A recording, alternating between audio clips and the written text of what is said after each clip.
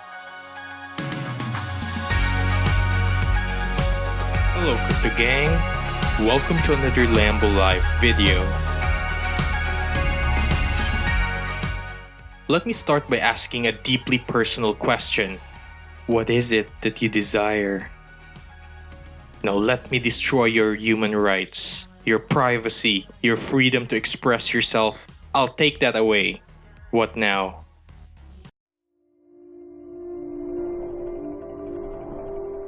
It's no longer the era of industry. We're in a technological era fundamentally. The fascists, they have the resources, but we have imagination. We are making the tools to take back our sovereignty. When we make a giant fuck you to the system, it's breaking that stranglehold on the tools of power that's used against us.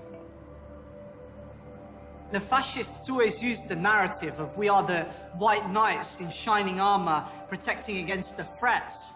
We come here and we move out the dark with pure whiteness. That's a false narrative because there is corruption in those castles. The real base of power lies with us. We are the darkness.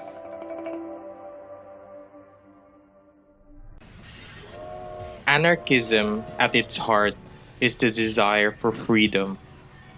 Our goal is to one day live in a stateless society that is self-governed. If you're an anarchist and you haven't seen the documentary called Deep Web, what the hell have you been doing all this time? I highly recommend you watch it. It tells the story of a young man named Ross Ulbricht, who was allegedly running a web service that facilitated the sale of illegal drugs. Straddling on the deepest trenches of the internet called the Deep Web was an online market called Silk Road. But Silk Road was by no means just an online illegal drugs market. So from that point on, I felt like I had missed the story and I wanted the next big story on the Silk Road. But I was also just fascinated with the community that was being created there. eBay doesn't have that kind of user community. This was like a really tight-knit movement of people. It was a fascinating thing just to lurk around it. The Silk Road forums were a better community than I've ever seen in real life. There were many threads that had great political and philosophical discussions. Sure, there were illegal things going on, but this was a real community of like-minded people. The Silk Road didn't appear to have a single leader. There were the regular posts from the system's administrator, but otherwise the service appeared to be primarily community-run. Despite how the American media has twisted its story, Silk Road was built with positive intentions. The ineffective war on drugs had killed thousands in the US. But Silk Road took it out of their alleys and their dangerous neighborhoods and brought it online, where they made it a safer business transaction, complete with a review process for drug dealers. I want to share a parallel situation that's going on in my home country in the Philippines. Ever since our President Rodrigo Duterte took office, we've had a significant change in our drug policy. He wanted to fight fire with fire, as the drug syndicates were already causing a lot of deaths in the country, so he took things into his own hands and ordered the neutralization of illegal drug personalities nationwide. When Duterte was running for president, he wasn't my number one choice, but I did support him. I liked his no-bullshit approach to his political campaign. At that time, he promised to utterly end the drug infestation of our country by forced bloodshed. I later realized that his ambition was unfortunately unattainable, and his methods too extreme. As it turns out, deliberate assassination of drug dealers and users only had short-term effects. Eventually, others will fill the gap in the market and take their place. With that in mind, the drug war can never end with just killing people. It's been 2 years and 7 months since Duterte's presidency, and to this day, the killings haven't stopped. The bodies are piling up, and the drugs, they're still here. In fact, probably more than ever. So maybe Silk Road wasn't such a bad idea. Maybe we need it here to stop the killings and drug-related deaths. Maybe open source technology is the future of our civilization's governance. In the fall of 2014, as Ross was preparing for his trial, a group of hackers, programmers, and activists met in a squat in the center of London.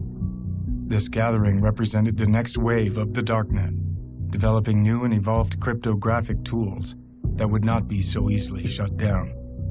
Open source is incredibly powerful. Open source is responsible for WikiLeaks, Wikipedia, Linux, which runs all of our infrastructure, for Firefox, for BitTorrent, for Bitcoin, for all of these, for encryption, for all of these real uses of tech, not the yuppie Angry Birds or silly apps that these people make, you know?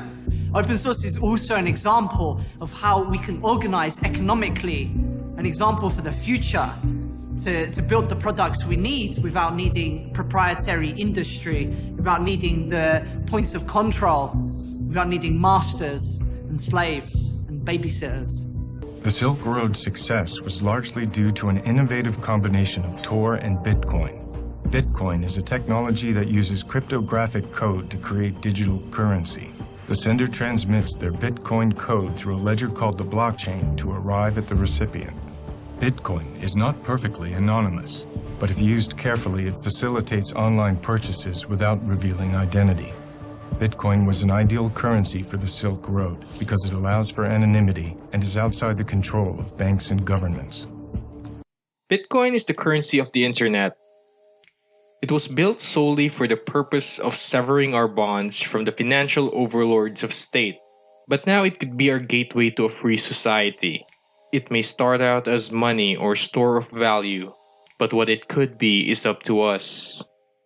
We could embed it deeply in our community, enough to remove the unnecessary abuses of human rights. Governments tell us what we should do or not do, as if they know us better than we know ourselves. They strip us from our creative freedom, from our freedom to express ourselves. We are enslaved by the system while they pretend they are serving us. This has to stop at some point, and that's our mission.